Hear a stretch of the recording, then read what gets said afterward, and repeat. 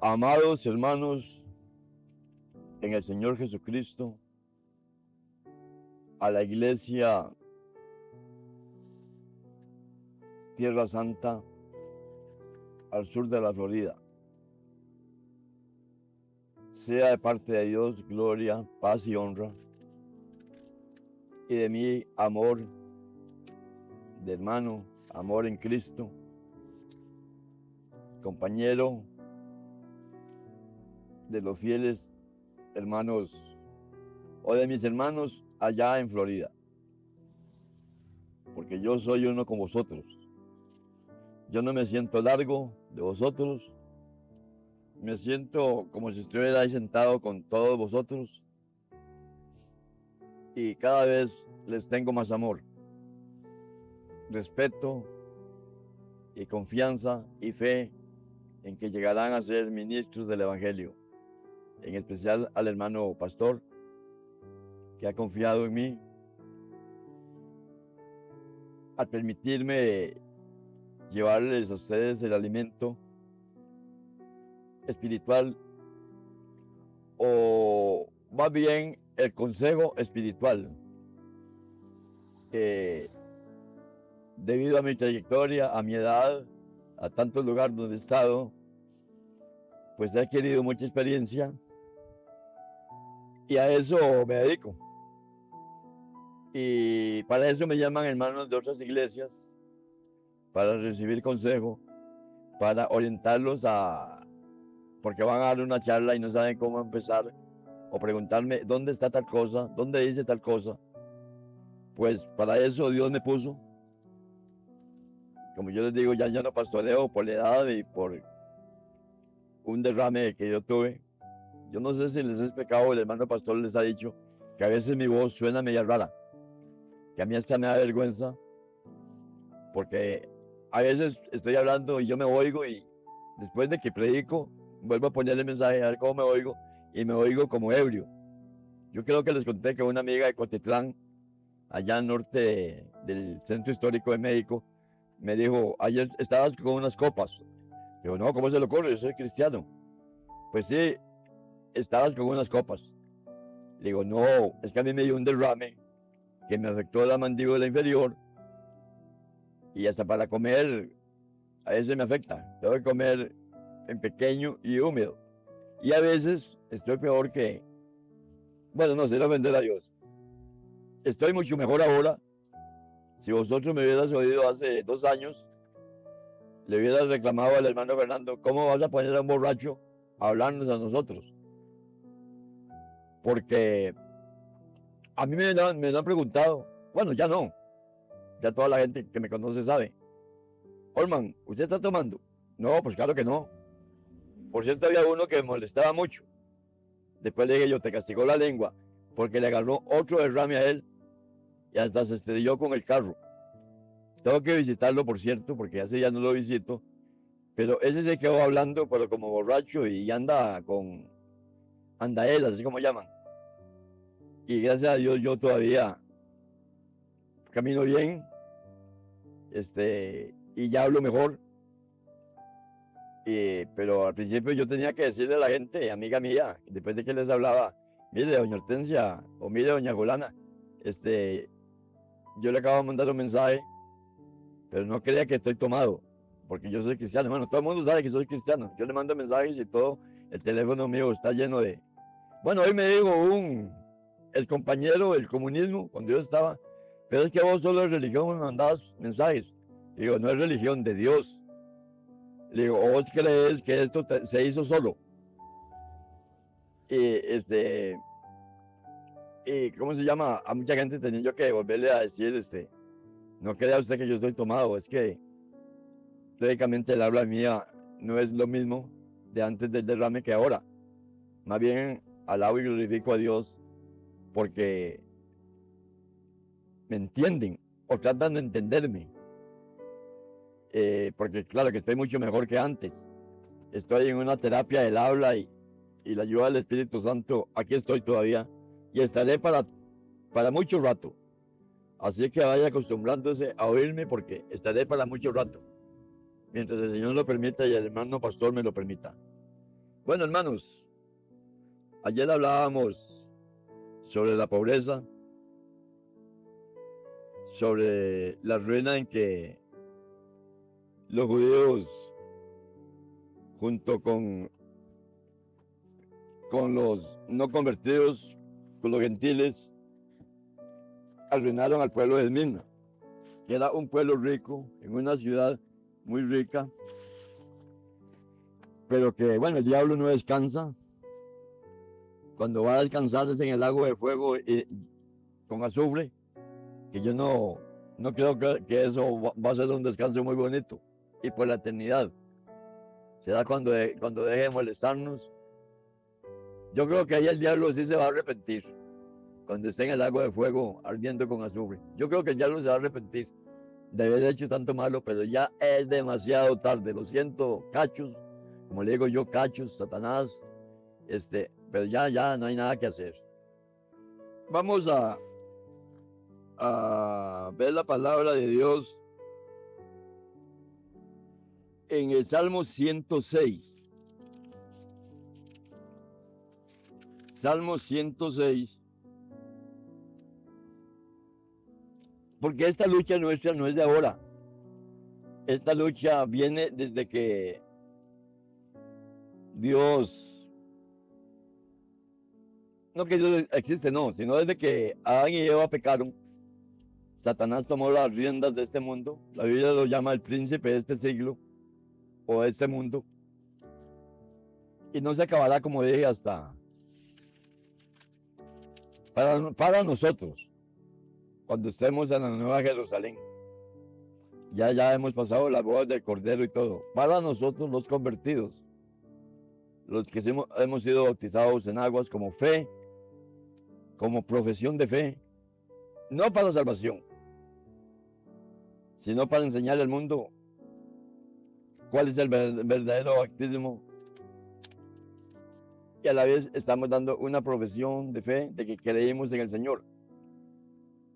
La salvación es cuando tú eres lavado en la sangre de Cristo, cuando aceptaste la vida, pasión y muerte del Señor Jesucristo. Y como yo digo, si estaré equivocado, pues alguno me va a corregir, yo no me enojo. Yo celebro la sangre de Cristo, que es la que me tiene aquí hablando, pero todos los días debemos dar gloria a Dios por la resurrección de Cristo, porque si Cristo no hubiera sido resucitado por el Padre, no estaríamos nosotros ni ninguna iglesia en el mundo. Entonces yo siempre alabo a Dios por la resurrección, porque la resurrección fue la victoria total de Cristo sobre el diablo, y ahora está a la diestra de Dios intercediendo por ti, por mí. Abogado tenemos para con Dios, a nuestro Señor Jesucristo. Les decía esto porque esto no es nuevo. Moisés padeció José en manos de sus hermanos, padecieron los profetas, padecieron los apóstoles. Bueno, lo padeció Cristo. Dice la palabra en el Salmo 106, versículo 16 en adelante. Cuando Israel se rebeló contra Dios, y no fue una sola vez, sino fueron muchos años. Muchos se preguntan por qué Dios los hizo caminar durante 40 años por el desierto. Si de Egipto a la tierra prometida, llamémosle comúnmente, es un paso. Si ves el mapa, que en tu Biblia debe estar atrás, bueno, está atrás, sí, te das cuenta que de Egipto a la tierra prometida nunca se van a durar 40 años. Yo creo que ni un año.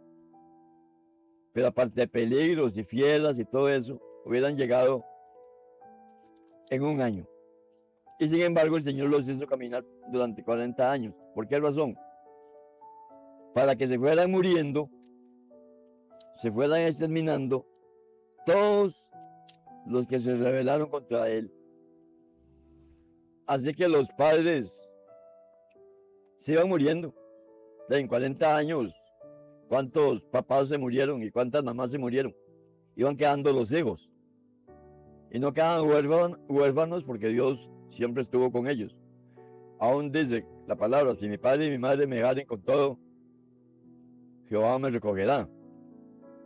Es para que se fueran muriendo, porque aquella gente que se rebeló contra Dios no merecían entrar a la tierra prometida. Es por esa razón que los hizo caminar y caminar hasta que se murieran. Vale que yo no estaba en ese tiempo porque hubiera durado lo máximo 5 años. Si estoy aquí bien sentado, ya voy de salida, como dicen. Bueno, será cuando Dios quiera, pero yo creo que me quedan años. Pero nunca hubiera aguantado 40 años, menos en el desierto. Si yo hubiera sido uno de esos rebeldes. Pero gracias y por la misericordia infinita de Dios todavía soplo, como dicen. A mí me pueden decir viejo, y digo yo, viejo es el viento, que tiene tantos años y todavía sopla. Bueno, hermanos, toda esta gente, dice el versículo 16, tuvieron envidia de Moisés en el campamento y contra Aarón, el santo de Jehová. Entonces se abrió la tierra y tragó a Datán y cubrió la compañía de Abiram y se encendió fuego en su junta, la llama que quemó a los impíos. ¿Por qué? Porque habían hecho un becerro de oro, porque habían hecho imágenes o imagen de un buey que come hierba, olvidando al Dios de su salvación. Vea qué clase de ofensa es hacer eso. Dios los sacó y hacen una imagen de un buey y adoraron al buey en vez de adorar a Dios. En el versículo 32 del capítulo 106 dice, estamos en el libro de Salmos, ¿verdad? También la irritaron en las aguas de Meribá, o Meriba, y le fue mal a Moisés por causa de ellos. Bien, hermanos, lo peligroso, dejarse llevar por la ira. Ayer hablábamos sobre la ira, que la pureza se puede volver impureza a causa de la ira, a causa de estarse defendiendo del ataque de las mismas gentes. Y eso le pasó a Moisés, porque hicieron revelar a su espíritu. Hubo un momento en que Moisés ya no aguantó. Era tanta el hablar contra Moisés, que hasta Dios en una ocasión quiso exterminarlos a todos. Y si no es por Moisés, los hubiera exterminado. Moisés fue intercesor por ese pueblo rebelde. Si Moisés no intercede, Dios estaba dispuesto a exterminarlos de una vez. Como dice el dicho, muerto el perro, se acabó la rabia. Pero no, Moisés era humilde y era manso, pero la mansedumbre y la humildad también tienen su término. Como cuando Dios envió a su pueblo a la esclavitud en Asiria, en Babilonia. En 2 Crónicas 36 dice, hasta que no hubo más remedio. Después de matar a los profetas, bueno, a Isaías lo hicieron aserrado, a Jeremías lo echaron en una cisterna.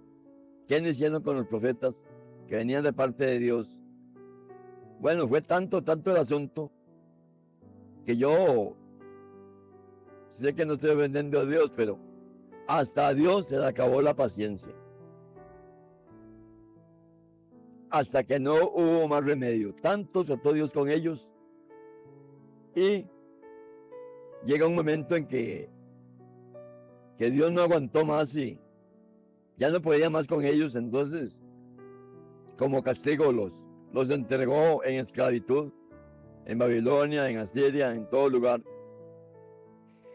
Y todavía ellos, ya en el Nuevo Testamento, que son muchos años después de esto, porque este libro fue escrito hace 1000 años antes de Cristo, y a Cristo le dijeron ellos en Juan 8 que ellos nunca habían sido esclavos de nadie. Decirle a Jesucristo ellos, ve hasta donde llega la soberbia, cuando Jesús les dice, vosotros sois de vuestro padre el diablo. Decirle a Jesús que ellos no habían sido esclavos de nadie. Como si Jesús no supiera que fueron esclavos de Babilonia, de Asiria, de Egipto. No, si el que es malo es malo. El que es hijo del diablo es hijo del diablo. Y está atado por el diablo, cegado por el diablo, engañado por el diablo. Y no hay forma que ciertas personas, bueno, ni apareciéndole Jesús en estos tiempos, creerían en él. Yo creo que lo volverían no a crucificar, sino a fusilar o meterlo en prisión perpetua.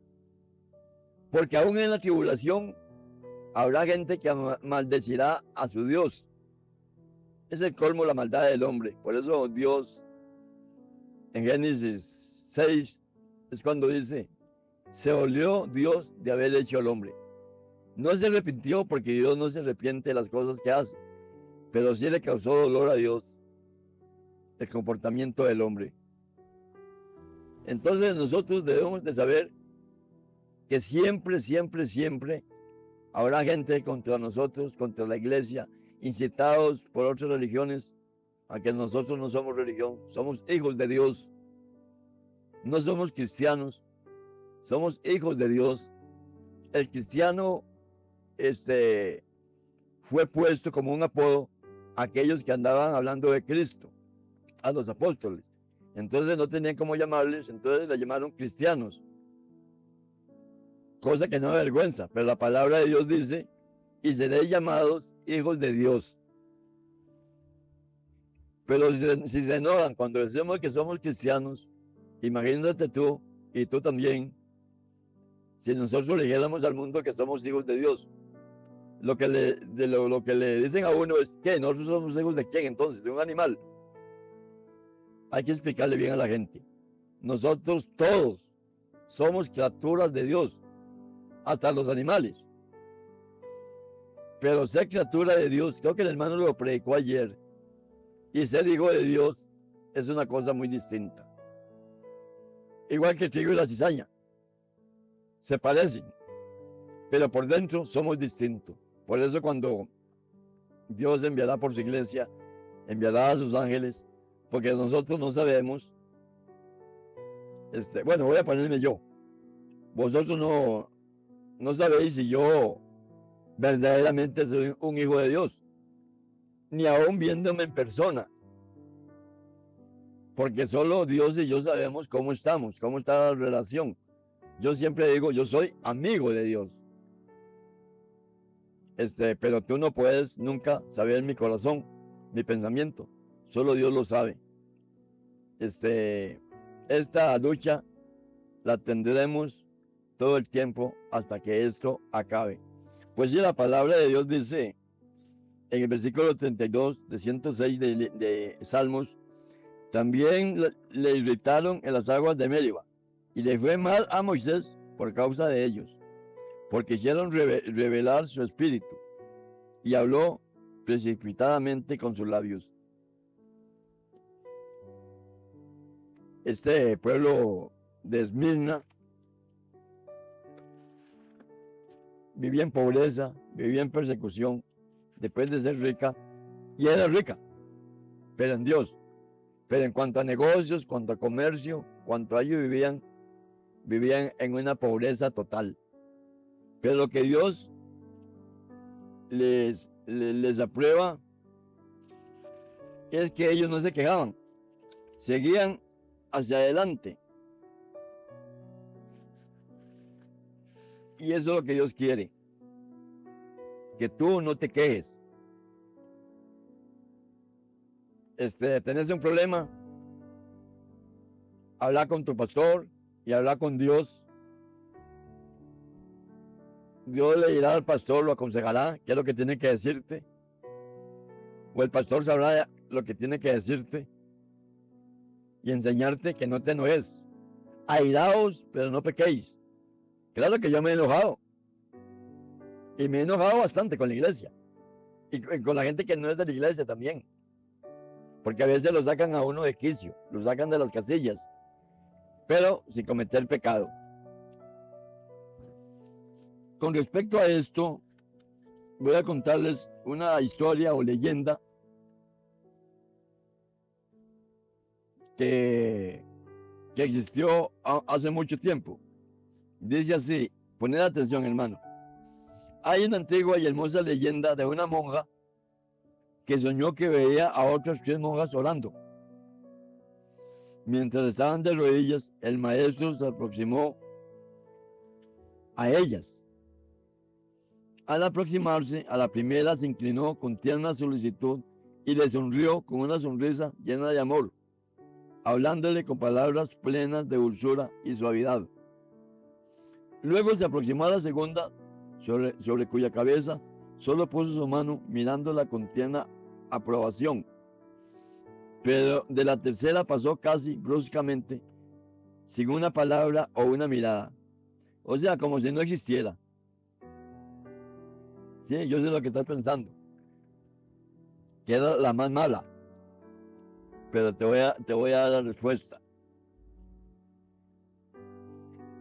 En su sueño, ella se dijo a sí misma: cuán tiernamente el Señor debe amar a esta, la primera de sus hijas. Con la segunda no estará enojado, pero no tiene para ella palabras de amor como dio a la primera. Se preguntó en qué forma la tercera tuvo que haberle afligido para que él no la mirara ni le dijera una palabra. La monja que se soñó, lo más probable estaba, quién sabe qué torta se jaló esa monja para que el Señor pasara a la par de ella, ni la mirara y prácticamente ni la tomó en cuenta. A la primera le sonrió y le habló, a la segunda le tocó la cabeza, como con cariño, cuando uno le toca la cabeza a un niño. ¿Qué habrá hecho esta monja la tercera que Dios o Jesús pasó y ni siquiera la volvió a ver? Y dice, bruscamente, para que él no la mirara ni le dijera una palabra. En sus sueños trataba de explicarse la actitud del Señor. El maestro mismo se presentó y dirigiéndose a ella dijo, o sea, a la monja que se soñó: oh mujer que juzgas a la par del mundo, que erróneamente has juzgado. La primera mujer arrodillada necesitaba toda la ayuda de mi constante cuidado para mantener sus pies en el camino. La segunda tiene una fe más fuerte y un amor más profundo. Pero la tercera, de quien parecí pasar bruscamente por su lado, tiene fe y amor de la fibra más fina, y a ella la estoy preparando sin demoras para el más alto y más santo servicio. Me conoce y ama y confía en mí tan perfectamente que no necesita ni palabras ni miradas. ¡Qué belleza! Cuando yo leía eso hace unos 30 años, yo también me quedé pensando, ¿qué tortas habrá jalado esa monja que el Señor ni la volvió a ver? Y el Señor me enseñó, y así lo dice la historia, que esta era la mejor de todas. Tiene fe y amor de la fibra más fina, y a ella la estoy preparando sin demoras para el más alto y más santo servicio. Me conoce y ama y confía en mí tan perfectamente que no necesita ni palabras ni miradas. Qué lindo, hermano, llegar al estado de esa monja. Que ya el Señor sabe que tú no le vas a fallar, que tú tienes fe, que tienes amor Por eso yo siempre digo, y lo repito otra vez, yo no soy de los, bueno, en el año 82 me pasó que sí, dejaba el piso mojado en lágrimas, porque tenía mis 2 hijos pequeñitos y a mí no me salía absolutamente nada. Yo no sabía que Dios estaba obrando en mí, que era una prueba de 1 año. ¿Se imaginan, hermanos? ¿Cómo cree que me sentía yo? Que yo les conté que vendí un reloj y hasta el anillo matrimonial para comprar leche a mis hijos. Y predicando fe. Yo les conté anoche eso.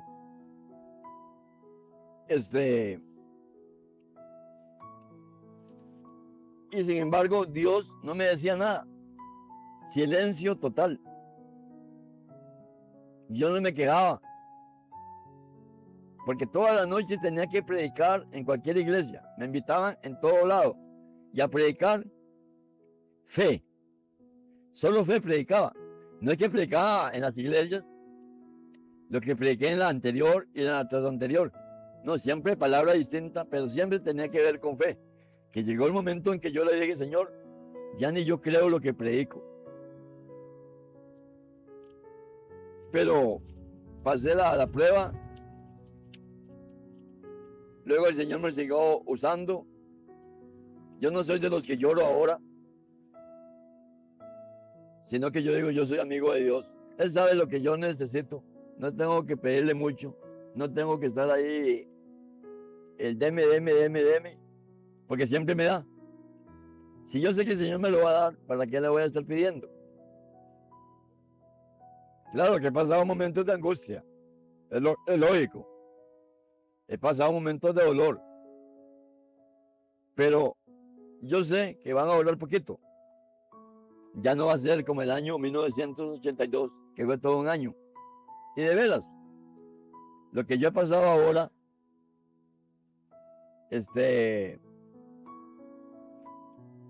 nadie se da cuenta siquiera, porque yo sigo con el mismo carácter, con la misma forma jocosa de ser la mía, de hacer reír, de que me hagan reír,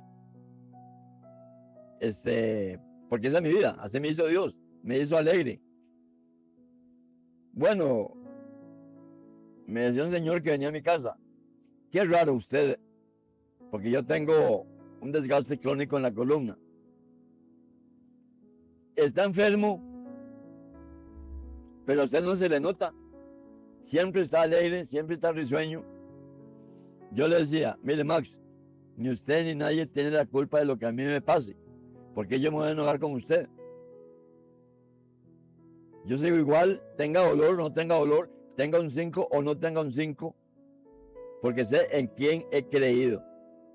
No voy a echar para atrás, como le decía ahora al hermano Fernando, véngase lo que se venga. Como le decía a ustedes anoche, o en la última predicación, a los mexicanos, no se raje, no afloje. Yo no me rajo por nada. Véngase lo que se venga, yo no me rajo. Yo sigo para adelante. Sigamos para adelante. Oh, glorioso paréntesis del Señor Jesús. Un gran silencio de ponderación y un paréntesis de aprobación. ¿Qué consejos tiene para decir a aquellos que atraviesan tales circunstancias? Principalmente 2. Primero, pon atención y aprende todo de memoria. No temas. No temas. Si tenemos al Dios que tenemos, ¿por qué voy a temer? Si yo no lo conociera, yo temería. Hay gente que va a las religiones por temor, no por amor, no porque han creído, sino porque le tienen miedo al diablo, como dicen, o porque le tienen miedo al infierno. Y eso no se vale. Ir a la iglesia para ver si se salva, para que Dios lo vea. Ve Dios, yo vine, y vine el martes, y vine el jueves, y oí al hermano Fernando predicando. Pues claro, Dios está contento con el hermano Fernando, porque lo está usando como predicador, como pastor, como maestro. Pero contigo no. Sí, yo me atrevo a decir, contigo no, porque tú vas por miedo, no por lo que diga el hermano pastor, por lo que diga la palabra, sino vos vas por miedo y eso no salva. No es que tienes un temor reverente y el temor es amor a Dios, no es miedo. Yo a Dios no le tengo miedo, así como me oye. Yo, Olman Chinchilla, no le tengo miedo a Dios. Yo lo amo y Él me ama. Es mi amigo y soy su amigo. Si no, no me tuviera tantos años predicando y tantos años alimentándome con maná. Y yo no le pido a nadie. Y como he dicho 50,000 veces más una, nunca he cobrado un 5 por predicar. Y sin embargo, no me falta nada. ¿Por qué? Porque yo soy amigo de Dios. Y es lo que yo quiero, y el hermano pastor quiere, y Dios quiere, es que tú no le tengas miedo. Si Él te llama hijo mío. Pero claro, para eso hay que hacer la voluntad de Él. Y llegará el momento en que tú vas a sentir la presencia de Dios cada vez más cerca. Vas a hablar con Dios cara a cara. Yo he escuchado la voz de Dios. Sí, hermano, así como lo oíste. Yo he escuchado la voz de Dios. Sé lo que Dios me levante una madrugada a ver tal capítulo y tal versículo de la Biblia. Por cierto, una vez, hace muchos años, no había forma que yo no me pudiera dormir y el capítulo y el versículo tenía que levantarme a leerlo. Y era una amonestación contra mí. No es que Dios me tenía un regalo en la madrugada y que yo me levantara y me dara un regalo. No, fue todo lo contrario. Era una pequeña regañadita que Dios me tenía. No me acuerdo por qué, pero sí me despertó, no me dejó dormir hasta que no me levantara en la madrugada, prendiera la luz, me pusiera de rodillas, abriera la Biblia donde Él me dijo, y era una amonestación. ¿Se imagina que estar bien dormidito ahí? No, yo no estaba dormido, no podía dormir. Estar bien calientito bajo las cobijas y lo levanten para darle un chilillazo. No es nada gracioso, ni quiero que le pase a ninguno de ustedes o de vosotros, que lo levanten a uno para meterle una regañada. No fue muy fuerte, pero sí me hizo entender muchas cosas. No fue muy gracioso levantarse, prender la luz, doblar rodillas para recibir una regañadita. Porque no fue nada de pecado ni cosa por el estilo. En algo le estaba fallando yo a Dios, que ahora no me acuerdo, hace muchos años de eso. Pero levantarse para acostarse como el perro de la empleada, con el rabo entre las piernas, todo regañado, eso no era nada gracioso. Y a mí me pasó. Pues sí, yo he escuchado la voz de Dios, he hablado con Dios cara a cara. ¿Y por qué yo estoy hablando? Porque todo esto que yo he pasado, tú las pasarás, tal vez menos y tal vez más. Pero que el diablo te deje tranquilo, nunca. Y si estás mal portado, es Dios el que te va a hablar, como en el caso mío. Yo, como digo, yo les doy la práctica por lo que yo he pasado. Por ser el más viejo. Yo creo que entre todos ustedes no alcanzan la edad mía. Entonces, por eso es que el hermano pone consejos del hermano Olman a la iglesia. Y eso es claro. El hermano predica más espiritualmente. Yo todos los oigo los mensajes del hermano. Pero Dios me puso a mí en la práctica. Porque Dios quiere que tú seas pastor, evangelista, maestro, guía de los cantos, la hermana que ora, que va por las casas, que va y le dice a la señora, quiere que el hermano pastor venga y les enseñe. Y que usen al hermano pastor, o sea, que como él dice, que busque oficio. Es lo que me hace gracia a mí, que manda a todo el mundo a buscar oficio. Pues ustedes también. Que busque oficio, que las noches también vaya a ciertas casas, porque la hermana ya sin preguntarle, le dice, bueno, el hermano pastor va a venir a la noche o voy a hablar con él a ver si puede venir mañana a predicar. Y entonces, oye, todo eso le ha pasado. ¿Por qué? Para que tú estés preparado en la práctica, sabiendo lo que pasó Moisés, sabiendo lo que pasaron los profetas, los patriarcas, los apóstoles. Bueno, Jesús, lo que pasó Pablo, lo que pasó Pedro, lo que pasó Esteban, el primer mártir de la iglesia, lo que pasó Juan, exilado en la isla de Patmos. Al hijo que Dios toma, lo disciplina. No es a cualquiera que Dios toma. Tú tienes que darle gracias a Dios, porque de tanta gente que hay en la Florida, te escogió a ti para una misión. No para huir, sino para que todo esto lo guardes y lo atesores y estés preparado, porque el diablo no descansa las 24 horas, anda como león rugiente. Por eso tenés que hacer sendas derechas para vuestros pies, para que lo cojo no se salga del camino. ¿Qué es lo cojo? Que tú eres muy irritable, tú eres muy delicado, no se te puede decir nada, porque no estudias la palabra de Dios, porque perdes el tiempo, porque sos medio malcriadito o media malcriadita, porque sos desobediente. Todo eso lo cojo. Lo malo que tenemos, como dicen por ahí, tiene el rabo que le maguen. Y eso es lo que tenemos que cuidar nosotros. Que no tengamos rabo que nos maguen. Que no tengamos una viga en el ojo. Que no tengan de qué acusarnos. Porque al diablo no le importa hacer de dos enemigos un solo amigo para que se venga contra ti, como hicieron los fariseos y los saduceos, que se unieron a los romanos, a los gentiles, para crucificar a Cristo, como hicieron los de la sinagoga judía en Esmirna, que para eso sí usaban a los gentiles.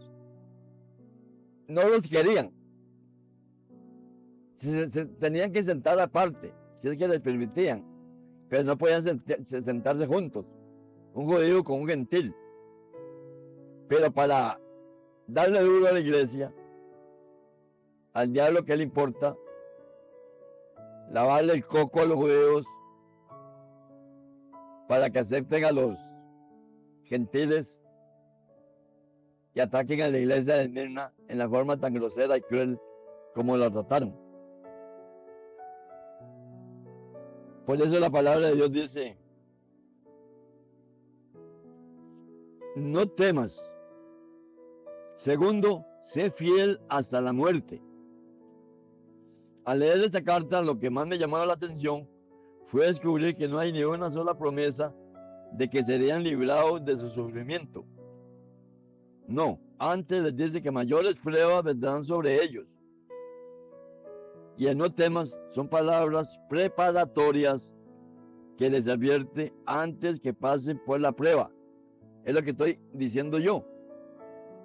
Son palabras preparatorias.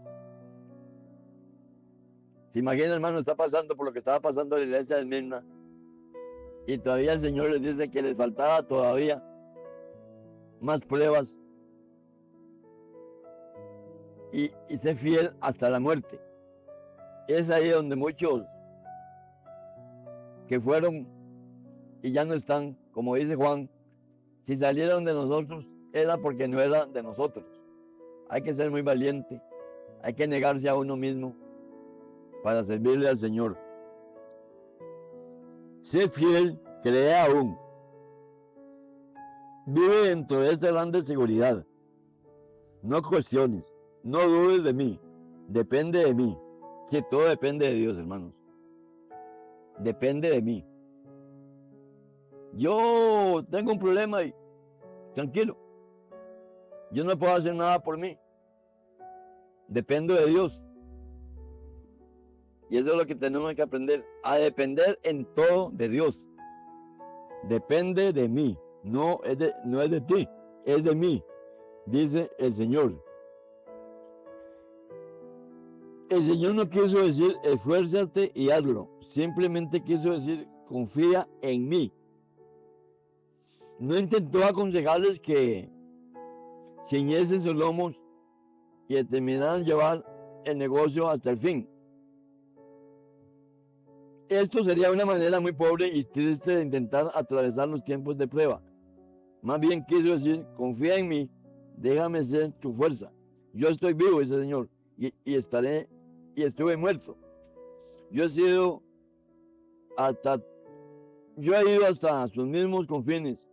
No hay profundidad que no haya sondeado, ni tinieblas que no haya penetrado. Sé fiel, sígueme. No el esfuerzo de una determinada y forzada, sino en la tranquilidad de una sencilla esperanza. O sea que ahí no hay, yo te ayudaré en esto, sino confía en mí. El Señor sabe lo que tú necesitas y vas a necesitar. El Señor, como le digo a Jeremías, desde que estabas en el vientre de tu madre, yo te conocí.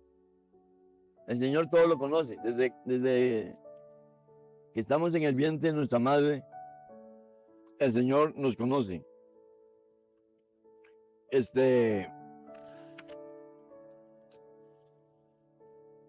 Luego, en segundo lugar, agreguemos el consuelo inexpresado que viene de esta revelación de la identificación de Cristo, que todos sus santos, con todos sus santos que sufren, donde quiera la iglesia pase por tribulación, Él dice, yo conozco. Así que, hermanos, para terminar, no, porque el Señor no nos sobe la espalda, o porque tú no sientas que te soba la espalda, porque tú no sientas que te toca la cabeza, es porque no te quiere. No, es porque te quiere. Máxime si estás haciendo la voluntad de Él. Más estás haciendo la voluntad del Señor, más te quiere. Entonces, tal vez no te diga nada, porque no tiene necesidad de que el Señor te hable. Si lo estás haciendo bien, si estás examinando la palabra, si la estás escudriñando, si estás orando, si estás obrando, porque repito, y un día lo vamos a ver, que sí es por obras, que todas las cosas que haces son del agrado de Él. Entonces te pasaría como la tercera monja del sueño. No le dijo nada. ¿Para qué? Si él sabía que ella lo quería, confiaba en él totalmente. No estaba ahí llorando, pide, sino que en su corazón lo estaba alabando. Tal vez lo estaba piropeando, como digo yo. Qué bello que eres, Señor. Qué lindo haber estado en vez de aquella mujer que llevó un alabazo, un perfume, y lo ungió de pies a cabeza, y con los cabellos de ella enjuntaba los pies del Señor. Qué lindo cuadro ese. ¿Y qué le dijo el Señor al que lo invitó a la casa allá en Betania? Tú ni siquiera, bueno, me has dado un vaso de agua, digámoslo así. Y el hombre estaba criticándola porque la mujer no era de muy buena reputación, pero quería al Señor. Lo que pasa es que nadie la había guiado, pero quería al Señor. Bueno, ya con eso yo me atrevería a decir que ella se ganó la gloria. Si lo hizo en esas condiciones, donde ni siquiera había sido invitada, tiene que haber seguido al Señor hasta la muerte. Yo me atrevería a decir que la vamos a conocer en el seno de Abraham, allá o en la Nueva Jerusalén, o en las bodas del Cordero. Pero yo me atrevo a decir que esa mujer siguió al Señor y que es salva por los siglos de los siglos. Él ha sondeado la sombra y el dolor. Seguidle, aún a través de la tribulación y muerte, hacia la vida y la coronación que están más allá. Sí, hermano, ya el Señor sabe lo que es la sombra y el dolor. Todo lo que tú pases, el Señor lo pasó y doble. Aún a través de la tribulación y muerte hacia la vida y la coronación que están más allá. No importa lo que tú pases, la pobreza, solvencia, enfermedades, ataques del diablo, calumnias, pero tienes que tener en cuenta que vas hacia la vida y la coronación que están más allá. Tú solamente tienes que fijarte en el galardón que te está esperando, en las bodas del Cordero. Pero claro, primero tienes que pasar tantas cosas. Y como yo siempre digo, tenemos el privilegio más grande que hombre alguno pueda tener. Y le cuento que esto no se discute. No hay posición más alta para un hombre que ser ministro de la palabra de Dios.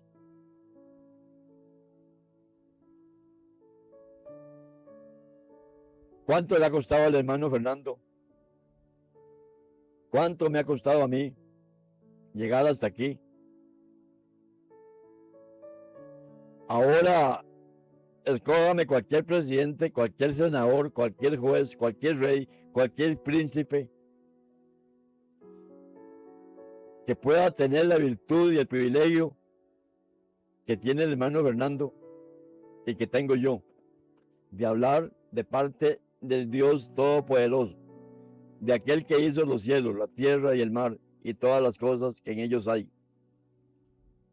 No hay capital, no hay oro en el mundo que nos pueda pagar el ser hijos del Altísimo y servirle a Él. No hay, hermano, por grande que sea y por rico que sea el hombre sin Dios a la par de nosotros. Y espero que mañana a la par de cualquiera de vosotros. Ninguno de estos hombres son dignos, bueno, menos de llevarte la Biblia, de subirse a un púlpito, de dar enseñanza, de vivir bajo la sombra del Altísimo. ¿Por qué? Porque esto es de vida o muerte. Tú no vas a morir. Tú no vas a ningún juicio. Tú vas a dormir. Serás despertado.